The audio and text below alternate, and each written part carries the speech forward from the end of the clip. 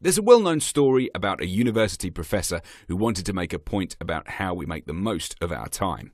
The professor stood before his class with some items in front of him. When the class began, without speaking, he picked up a large, empty jar and proceeded to fill it with rocks about 2 inches in diameter.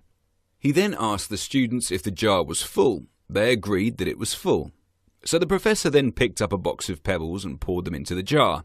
He shook the jar lightly and watched as the pebbles rolled into the open areas between the rocks. The professor then asked the students again if the jar was full. They chuckled and agreed that it was indeed full this time.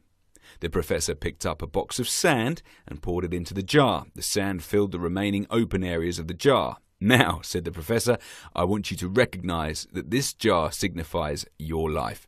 The rocks are the truly important things, such as family, health, and relationships. If all else was lost and only the rocks remained, your life would still be meaningful.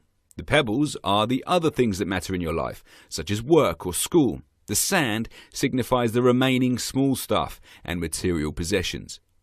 If you were to put sand into the jar first, there is no room for the rocks or the pebbles. The same can be applied to your lives. If you spend all your time and energy on the small stuff, you will never have room for the things that are truly important.